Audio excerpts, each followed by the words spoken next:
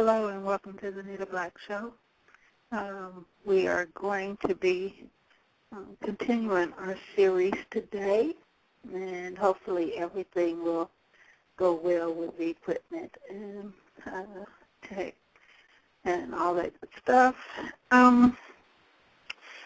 We had a question yesterday about my explanation of community and neighborhood and all that good stuff. And a young lady said that I had begun talking about the number 9 and 9 of something and how important that 9 of something was. And then there were some technical issues or something.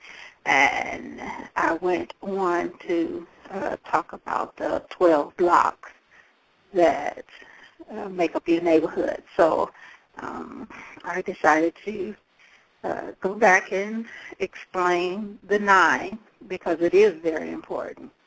And the 9 that I was speaking of when I talk about the 9 households, which comes before your 12 blocks that makes up your neighborhood. These 9 households is you, the person on the household on your left, the household on your right, the 3 households across the street from you in front of you, and the 3 households behind you, usually either connected by an alley in between you or just fences that separate you. But these 9 households, yours and the 8 around you, make up the households you should know very well. You should know the people in these households because in an emergency, you will be not only dependent on each other, but any issue that affects your house in an emergency affects these houses directly. For example, if you should have a fire, well, your neighbors, your 3 neighbors across the street from you can see the smoke, the flames, whatever, sometimes before you can, depending on where it is in the house. Your neighbor on the side of you, your right side, your left side, same thing. They can see things from their house that you may not be able to see yet. And, of course, your neighbors behind you, depending on how high the fences are or whatever, can either see or will be able to smell when something is going wrong. For the other thing is that let's say there's a storm.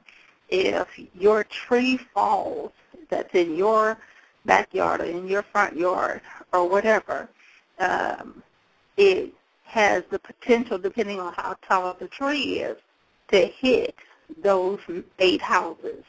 So, you know, it's just that you guys are connected in an emergency situation, a storm, a fire, an earthquake, or whatever.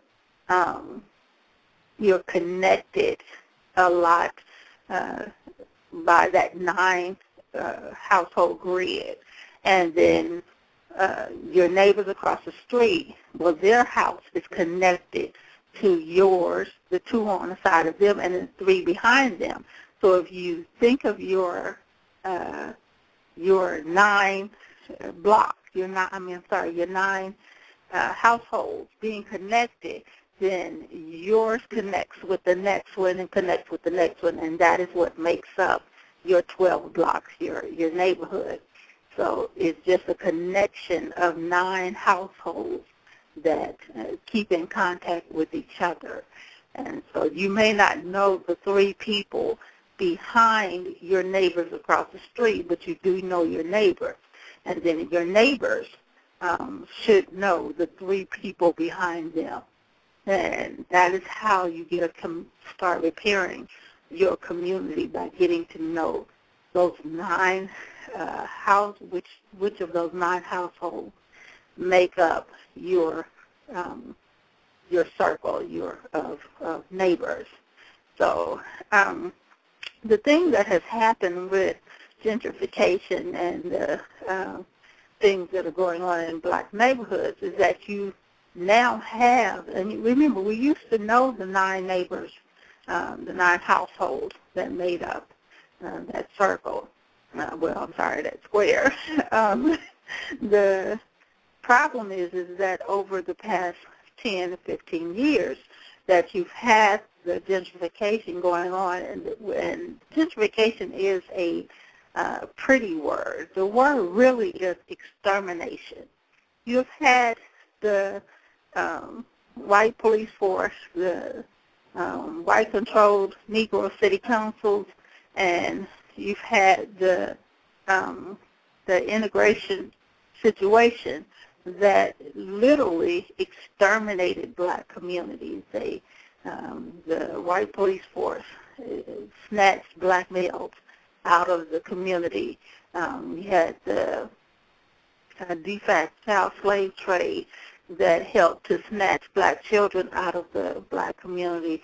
You had black entertainment and black integration situation that caused black people to lose their minds and leave their community, leave their black community, to go and try and live beside whites. And so all this stuff, you had the white-controlled black city council. Black faces were put on the city council, but were still controlled by white politicians and white companies and corporations to exterminate black neighborhoods. And black city council members went along with it. Black mayors went along with it. And even though they saw the extermination going on, they continued to vote and do the things that were causing detriment to the communities. But now what you have is you may have the house next to you on your left is empty, or may have homeless people living in it. The house on your right may be empty or have homeless people living in it. The three houses in front of you may only have one that's occupied with one of your senior citizen neighbors, and the other two are empty. The ones behind you, you don't know anything about those because you don't really walk around your block anymore. So it's really kind of cause a disconnection of that 9-household square. And because that 9-household square is so messed up now, there's no connection. There's no connection of those squares that make up your 12 blocks. So we really have a lot of work when it comes to fixing some of the things that got broken over the years since blacks were tricked into integration. And it was a trick. Black neighborhoods, black communities have not been connected since then. And it took about 10 to 15 years to get to the point where those communities became so disconnected that dysfunction started following. And now, you add another 15 years where dysfunction was growing. And so over that 30-year period, you saw generations, 3 generations, affected by that decision that blacks made in the 1960s to try and emulate and integrate with white people. And so now, by the time the 90s came, the damage was so severe that over the past 20 years, the 90s and now the 2000s, you have seen the results of that damage. And so it's going to take a lot of blacks rolling up their sleeves and realizing how it got broken, and then making the commitment and the determination to fix it. And so one of the first things that you would have to do is start with your household. Things that are wrong with your household, whether your family is broken up and you need to start getting that back together, whether your finances have gotten crazy and you need to get that back together, whether you need to start a home business or something so that you can be in your neighborhood more, be in your household more, and see what's going on. A lot of blacks now travel for 1, 2, or 3 hours each day trying to get to jobs that are outside of their neighborhood. And one of the ways you can start fixing that is by starting a household, a home-based business. Usually you only need a telephone and a computer. You got your cell phone, you got your computer. You can start you a home-based business and still be able to do quite well and be able to be in your neighborhood more. So hopefully that explains that 9 that I mentioned, and so people can start repairing that, their household. Then there are 9, then 8 households around them, getting to know those, which make up your 9 household blocks. Then work on your 12 blocks, which is, of course, I told you, is 3 to your left, 3 to your right, 3 in front of you, 3 in back of you, and then your block. So, once you deal with the 12 blocks around you, you will start seeing some really serious changes. So, it's a task, but it was a task to get into this mess. So, of course, it will be a task to get out of it. All right. So now today we're going to talk about how whites promote mental illness. That is the series that we are working on. And part 5 is how whites get black senior citizens to promote mental illness. Black senior citizens used to promote things that kept the family together, things that kept black finance together, things that kept black communities together. And since integration, whites have gotten black senior citizens to promote some of the things that they used to actually denounce. And so you got black senior citizen grandmothers, grandfathers that are now promoting consumerism. They're, spending.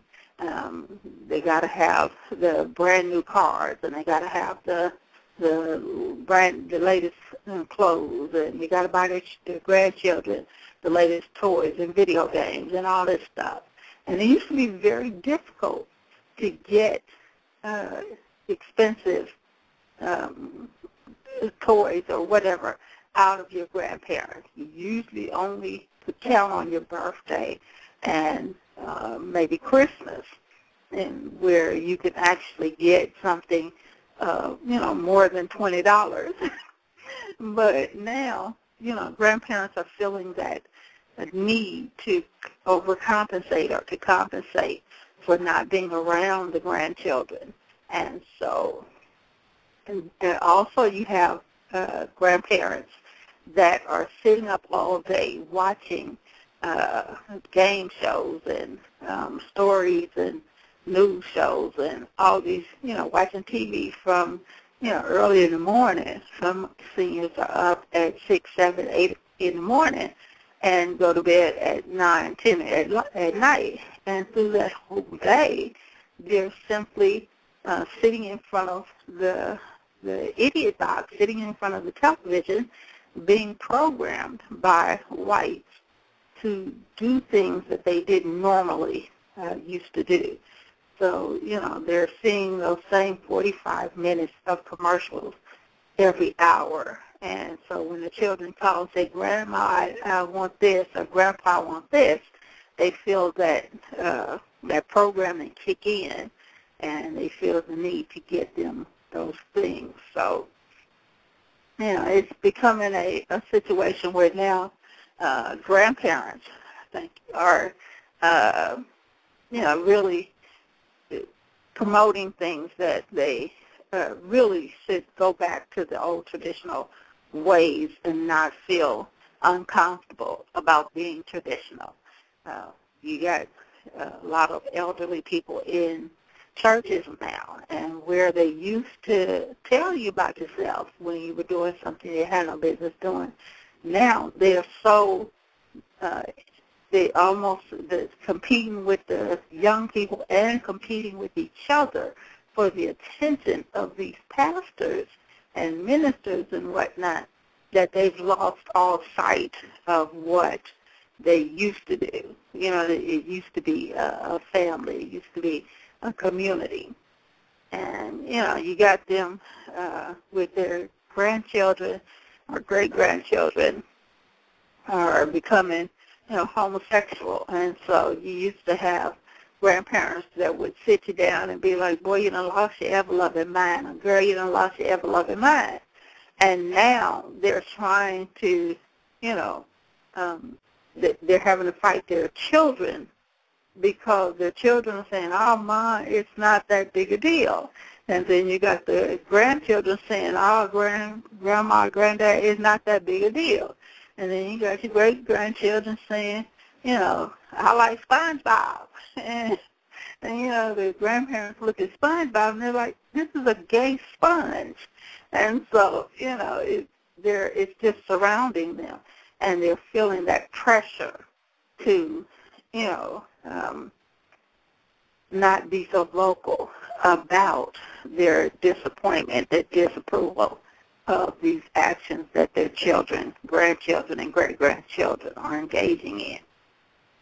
So they're just kind of separating themselves. Gentrification, or that extermination that we talked about, that extermination has moved grandparents, and it was strategic. It was deliberate, moving grandparents out of the home and into senior centers.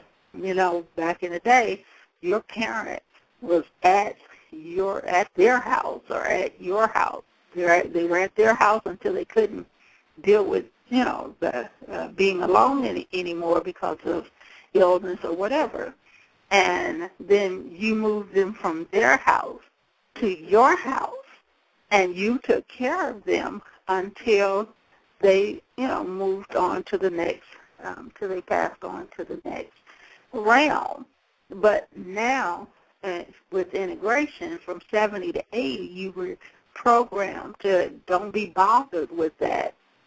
You had to get out there and, you know, make a living. You had to do this, you had to do that. You had to keep up with the Joneses, so you couldn't be burdened by the responsibility of having to take care of your children and your parents. And so it became a thing to just, like white folks, put your parents in a home. And that used to be something that black folks were really looked down upon. You know, I'm not putting my mother in a home. She's going to be right there with me until she passes on. But that has definitely changed. So it has caused seniors to be distant from the family. You have some black senior citizens that are placed in these homes now. And they may go a year, 2 years without even seeing any of the family members. And they don't get to see the grandchildren every weekend. They don't get to see their great-grands when they're born. They don't get to see their children every week. You know, it's really a disconnection. So for those that want to fix this thing, want to repair it, that's one of the main things that you're going to have to do. You're going to have to start a home-based business and get your parents out of these senior citizens' homes. And you have some seniors that don't want to leave. They like the home. They got friends there. It's like a community to them. That's fine. That's their choice. But for those that really don't want to be there, you guys need to make provisions for them to be back with the family, because it's just not good. They have a lot of information, a lot of things that they could be sharing with the young people. Whether the young people want to hear or not, there are things that young children need to know that only those black senior citizens, those elders, have that information based on experience. So let's see how we got into trouble. So we're going to get, we just wanted to do the explanations. That's what these series are about, making sure you understand what we are talking about when we're dealing with the different aspects of repairing the communities. Let's see if I have it. Let's look at this one. We're going to do where did blacks go wrong? And I gave you a part of it on the explanation of the show. And for the rest of it, you can just always go to the website, BACA Berry, or you can go and see all of the poems on DYC TV. This one is Where Did Blacks Go Wrong? And it's Tell Me How We Lost Our Way. Where did blacks go wrong? We used to build for blacks each day. Blacks ruled this world alone. One day when blacks did not see God, they saw the devil's face. Blacks thought that they could run away, but the devil gave them chase. The devil knew blacks were afraid, so he decided to change his form. He sent demons here to fascinate and bring you greater harm. The demons said, let's make a deal that our ancestors thought we'd win. Just give us half your people and the demons will be your friend. Our ancient leaders said okay, and then the deal was done. Then demons came, raped and lynched us all, and killed blacks with their guns. Those that were raped and still survive are now slowly raped each day. God's soldiers fought their enemies, and now all we do is pray. Tell me a place where whites have come, where chaos hasn't reigned. Tell me a place where whites didn't come to bring blacks grief and pain. They come and whisper in our ears, and then we start to fight. But we don't fight our enemies, we take our brother's life. We jump to whites' defense and say that they are not all bad, yet we curse those that are of our kind. Now what could be more sad? Our enemies rape our children, and they mentally lynch their minds. Blacks were the first at everything, but now blacks lag behind. It took 99% of whites to make slavery the law. Then slavery became too costly, so whites decided to go to war. Some blacks thought whites had fought for us, but others knew the truth. These whites fought to find a better way to hang us in the noose. Blacks thought that whites had saved them with the emancipation law, until they noticed whites still were killing every black man that they saw. Some blacks thought they found freedom when they made it to the north, but they once again got willy lynched by the white people that came forth. Blacks thought if they could be like whites and go to their white schools, that blacks would now be equal, but now they're educated fools. Now blacks promote white supremacy, so whites have less to do to lynch entire families with the black tokens that they choose. Blacks decided that they had to vote, but they didn't know the game. They didn't vote for those that looked like us. They marked a white man's name. Once their enemies won the race, blacks didn't get any thanks. Instead, whites gave black tokens money to lynch us with their bank. Black tokens promoted white companies like they were going out of style. Black people thought they struck it rich, but only for a while. The interest started to add up. The debt began to crush. Blacks ran back into slavery, and the devil felt a rush.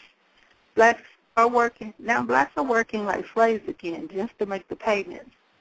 But now instead of being slaves, blacks are whites' indentured servants. Then white liberals came to rescue blacks with welfare stamps and housing. Now they say blacks fight like savages, so white policemen come arousing. Blacks try to find some different names for what they face today. So every time blacks look around, things look the same old way. The courts are now the auction blocks. Slave ships are jails and prisons. Police are still slave hunters. Blacks can fight it, but it takes black wisdom. Public schools are now slave castles, yet blacks send black children there. Blacks now entrust their enemies with black children's health and care. Blacks don't fight for blacks no more the way God told us to. Blacks sold their souls to demons. Now the devil wants his due. That is a Black Panther poem by Anita Black from 1997. And hopefully that gives a bit of history as to what integration actually did for blacks and to black communities. All right, so let's get into it. The things that black people, senior citizens in particular, are promoting. If you can imagine a black senior citizen that is, let's say, 70 or 80 years old, let's say 70 years old, then that means that they were here in the 1940s, okay? That means they were here before the civil rights situation. They were here, during the Black Power movement. They were here for all that. That means that they also were here for the things that whites were still doing to black people. So you had, when they were little, they still had segregated things. They would see whites give something that was nice to whites. So you had a water fountain, for example. The water fountain that said for whites only was clean, and the water coming out of it was clean. The water fountain that said for colored, the water would be hot, and you have this brown stuff in it. The seniors used to talk about, and so, but you could actually be arrested if you were caught drinking out of the one for whites only. So black people would either not drink from the water fountain that was set colored because it was not good, or they would have no choice and they would have to drink that water. You had bathrooms where the bathrooms for whites were inside the building, up at the front or wherever. It was clean. It was, decent enough. And then blacks had to go out back to a porter, an outhouse type facility, toilet that was usually, filthy, flies, whatnot.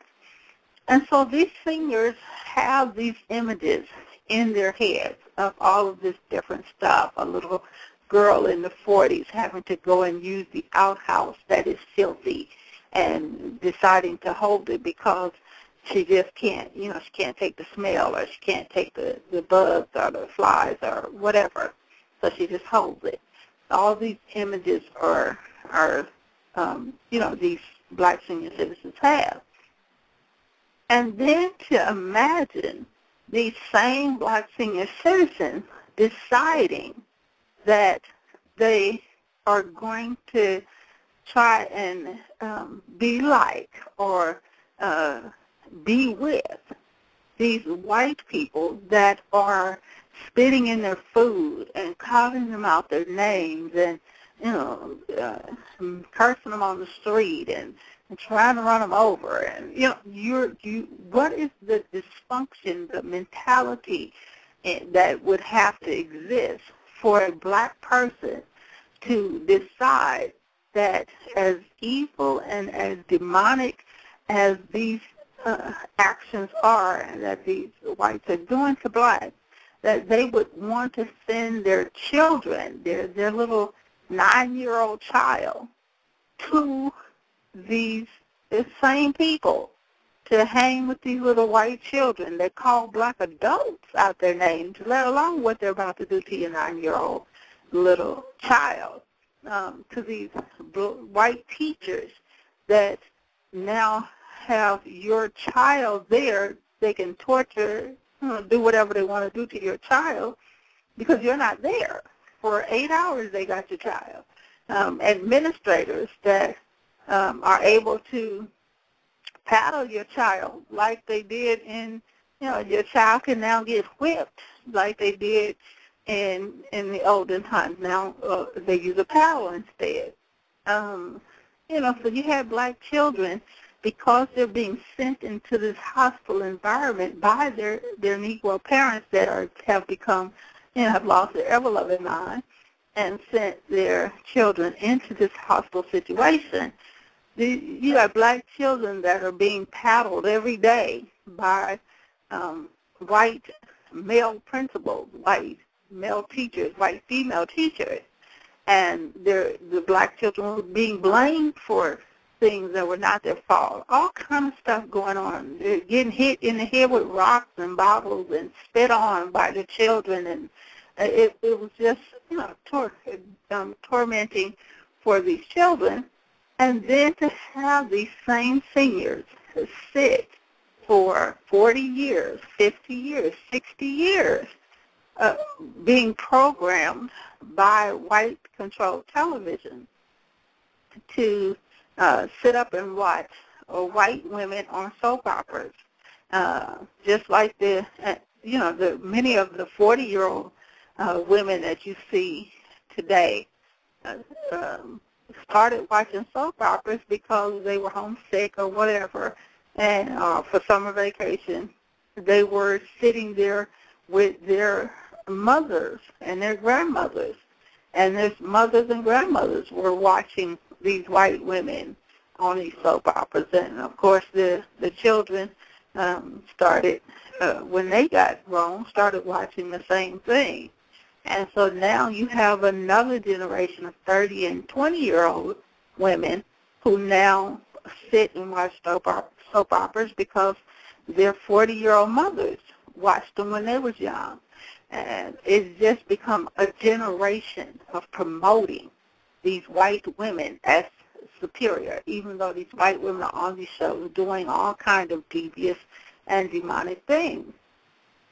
And so you have whites that are able to program black senior citizens to just sit there like zombies. Black senior citizens used to be very active people. Many of them, had businesses, they had farms, they went to work every day doing something. They walked everywhere. They were just active all the way around. And you can pretty much count on the weekend going over to your parents, going over to your grandparents or your great-grandparents' house, and, your grandfather or your grandmother. Well, in my case, my grandfather was a cook.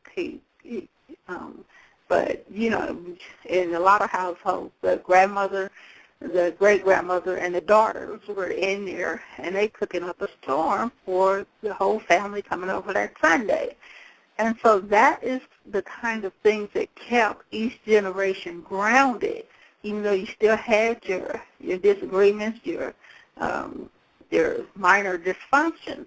You were kept grounded by those traditions, by those expectations.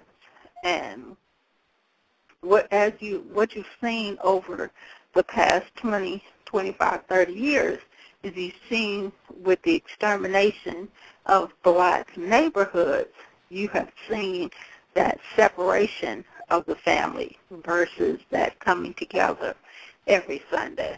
And so now everybody has been programmed with this individualism. So me, my, mine, everything is about self. And I talk to cultural people all the time. And before the 1960s, you had a sense of, with families, of ours, us, we, and everything was about the family and, keeping things together and whatnot. And so you even had cultural people with this integration thing that started saying, do for self, take care of yourself. And so that's what you got. You got a bunch of cultural people that now are selfish because they worry about doing for self. Instead of blacks being told, do for your people and do for yourself. Do for your people and do for yourself. That was one of the big things with the Black Power movement. We didn't just tell people do for self. That's selfish. You were to do for your people and do for yourself. And when you talk to us now, you hear us always saying we, ours, us, because it's about not just doing for self. It's about doing for your people and for yourself. No, you can't do for your people and then neglect yourself. But you also can't do for self and neglect your people. or eventually when you walk outside of your household, that's going to hit you in the face, all of that stuff that you neglected.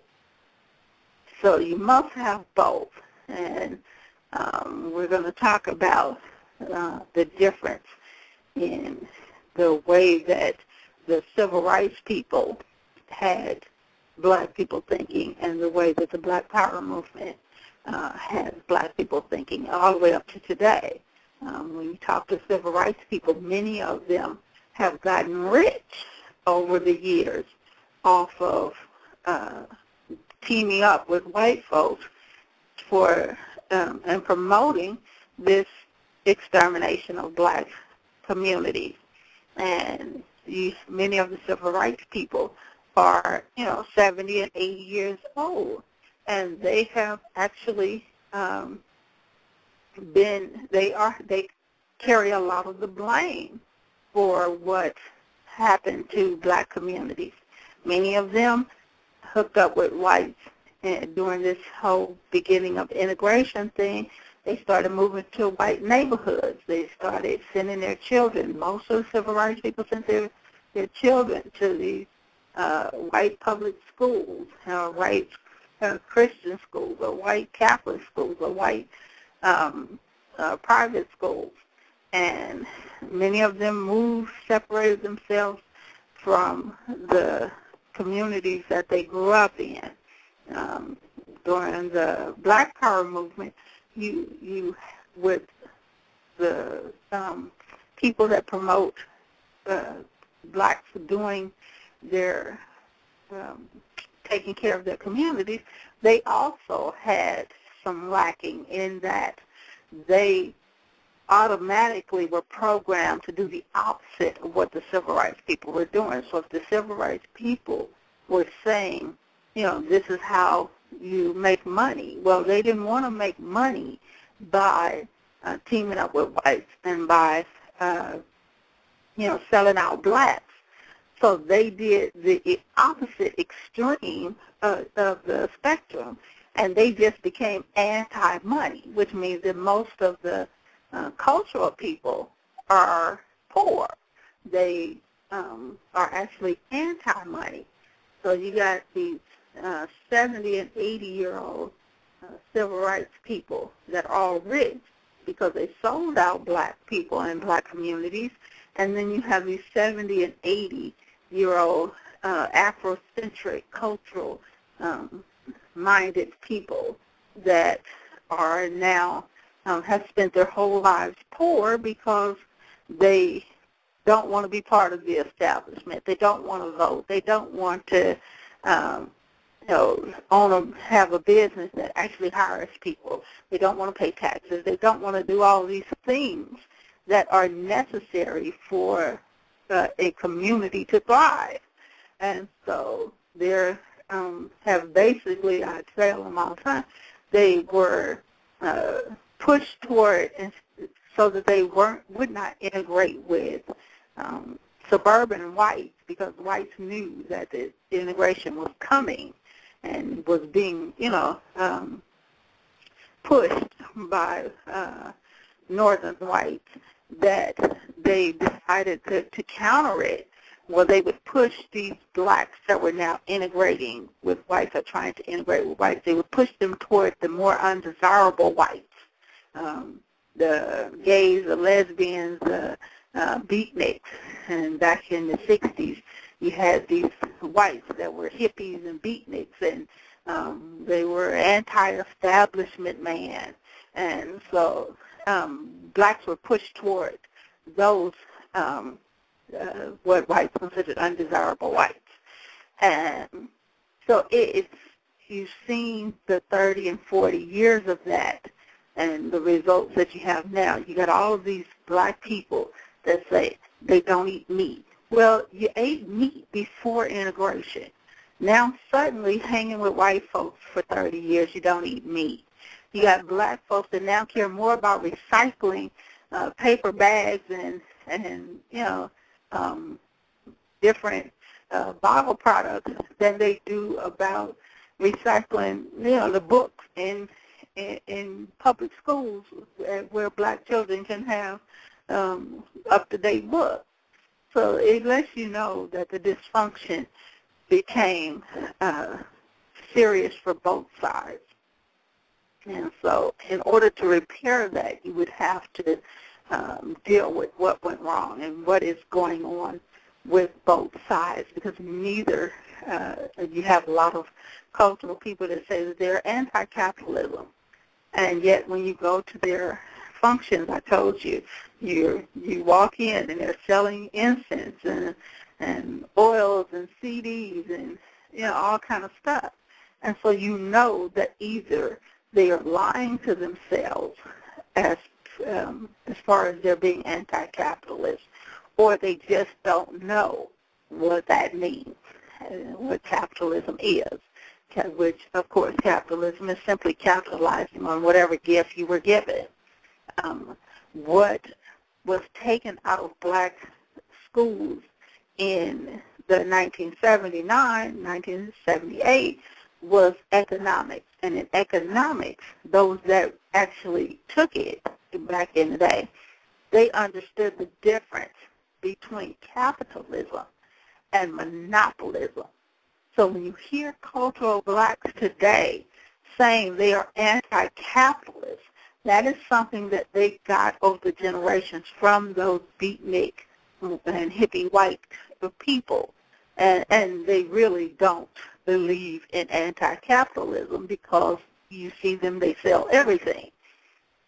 But what they have a problem with and what is not explained to them on a regular basis and well enough, because remember, the civil rights people, they had a responsibility as elders or as the leaders of that era to explain to the next generations not only what had occurred, but what had to be done to fix it.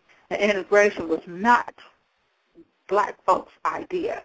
Black folks started out fighting for black tax dollars to go to black teachers at black schools, teaching black history that was lost during the slave trade and during the slave era.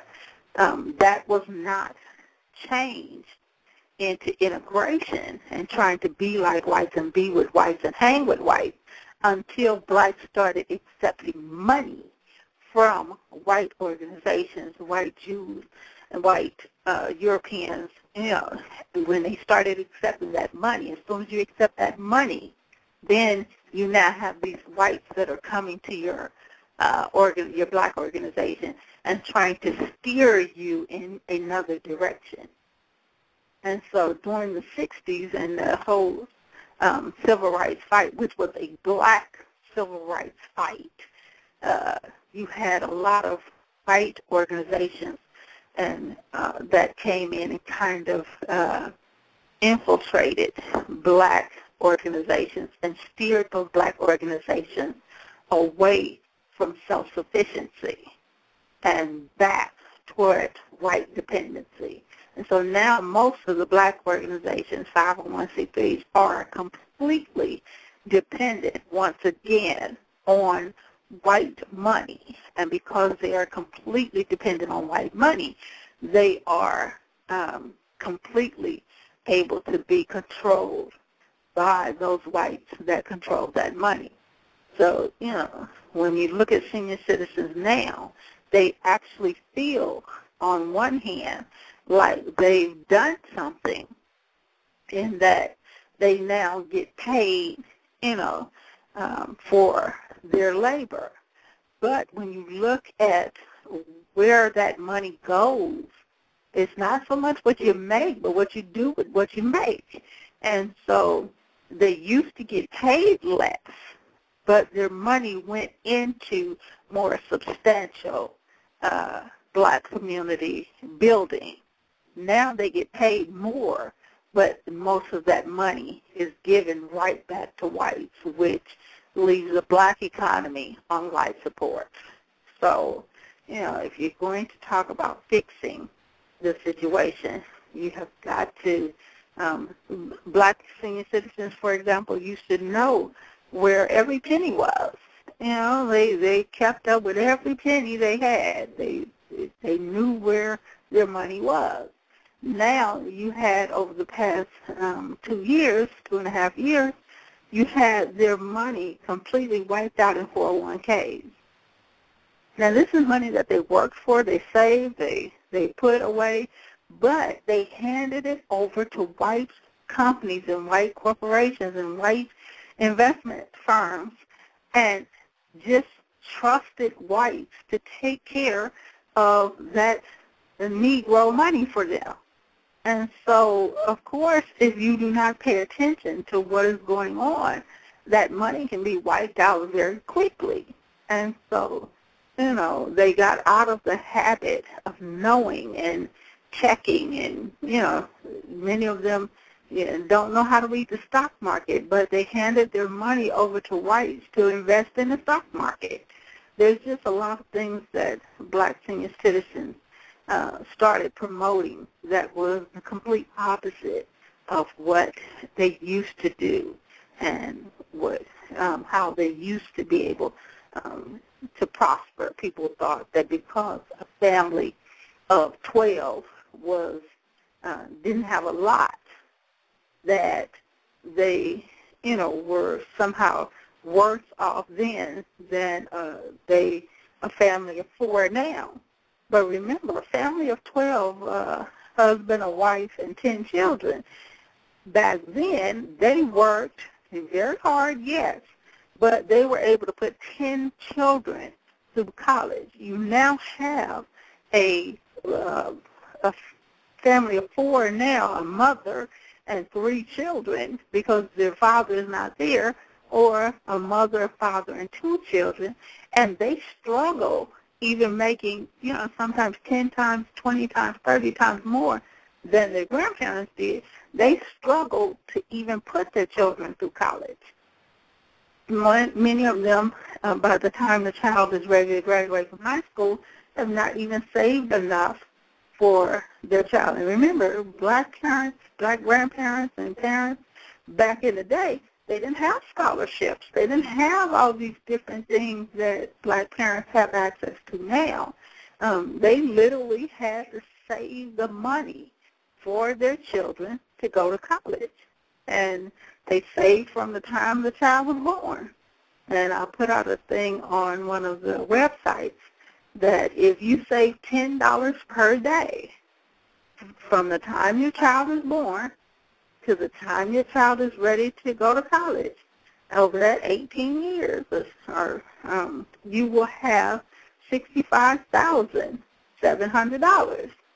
That's the numbers that our great-grandparents used to go by. How long do I have to save in order for my child or my grandchildren to be able to attend, you know, a basic college? And when those children went to those colleges, they were very grateful because they got to see over the years how hard their parents and grandparents worked to save that money for them to go there. So they were, they had this need to make their parents and grandparents proud, and so they studied hard. They, you know, they didn't do all this crazy stuff of I want to be, you know, do some crazy major that won't, you know, I'll be poor for the rest of my life. When I get out, I still won't be able to get a job. You had more doctors, more lawyers, more scientists back then than you have children, black children, becoming doctors, lawyers, and scientists today. I know at the different hospitals, you see a group of young, just graduated doctors doing their internship, and it may be 10 people, and you only see one black person. That means that the black community is not putting out enough doctors for the amount of black people that need health care specialists and doctors. So, you know, we have really, you used to have your parents and grandparents Black senior citizens would not only push for their black children and grandchildren to become something that the community needs, but they would explain to the children and grandchildren why becoming that was so important. And with the separation, the extermination, and integration, you have lost a lot of that understanding of what black communities need and why it is important for you to go to school and become that so that you can provide that. And so when it comes to fixing that particular situation, black reparations organizations will definitely have to start working on black senior citizens and getting them back in that mind frame of tradition. Sitting down with them, learning what those traditions are. Many of us already know those traditions, but getting black senior citizens back in the mind frame of promoting those black traditions that made families stronger, and getting our black senior citizens away from the television. I had to tell some senior citizens the other day, you have 91% of black people in the United States have cable or some access to cable. Yet you only have 11% of black people that have internet. That is a conscious choice where you decided that watching zombie TV was more important than you spending the same amount of money to get internet where you could actually have access to information 24 hours a day. So, and you can still watch the same stupid television stuff if you so choose. But black reparations organizations definitely have, that's one of the tasks that they're going to have to roll up their sleeves and get busy on, which is moving our people away from the zombieism and their addiction to television and moving them toward internet and information, because over the past 10 years, remember, this is the 9th slave trade of Negro people. And the 9th slave trade began on January 1st, 2000. And so you're about to have whites send 10 million black males through the prison industrial complex or the prison industrial slave trade for profit for the different counties, states, cities. And so reparations organizations need to be countering that. They know it's coming. They know it started. You have them that they're planning for how many children they need for the de facto slave trade system in order to, they get money from the federal government. And you have cities that can go to the federal government and say, we need more money for our state, we need more money for our city, we need more money for our county. And the federal government says, we can't do it, the budget, this, that, and other, we got a deficit, all this stuff. You got to find another way. Well, that other way is the slave trade.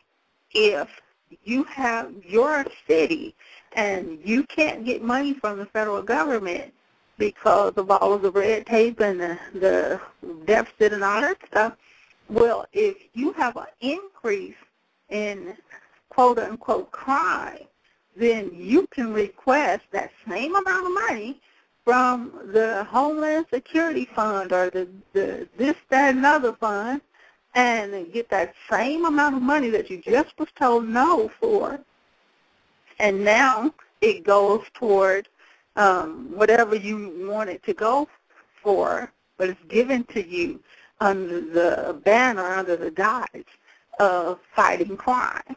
So you still got the money, and now you simply pretend that you're fighting crime with it when it actually goes to pay the different people that you wanted to pay in the first place. And so, black people need to understand how this whole shell game works so that they can actually counter it in the reparations fight. And, it's about to be quite ugly. You got a lot of senior citizens that are 80 and 90 years old. They're about to leave us.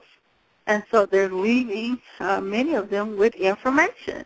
I told you guys, you got to sit down with these 80 and 90-year-olds, get that information that they want to impart before they leave us. And it's very important because they have experience and information that you don't find in books, that the Internet, I have to constantly tell people, the Internet is made up of the things that you have at the library. A white person has to decide what from that book to put on a site or to put in a search engine or whatnot. So as they are transferring from print to digital, someone has to make the decision, and oftentimes for dominating reasons, for to keep the system going like it's going, they either take things out or they add stuff to it based on, to make you believe or think a certain thing as of now. So a book that may not have had anything in it about the promotion of wars now makes a war look like it's a good thing, whereas the book in the 70s during the whole post-Vietnam era may have made war seem very bad and resulted in loss of life unnecessarily, and told you all kind of different things about, the banks that manipulated the war to make more profit, and the demonic things that were done during the war by soldiers and different people that got caught up in the war. Those things would be eliminated from the books before they are put in the digital form. So you would not have that information in order to realize how bad war actually is. It is something that is done as a last resort. But you now have the United States and other white-made countries that are promoting war like crack, like it's something good. And by the time they finish, with one war, before they even halfway into it good, they're already planning for 2 and 3 others, because war means profit for the banks. It means control for the countries and profit for the banks, which is why they promote war like it's going out of style.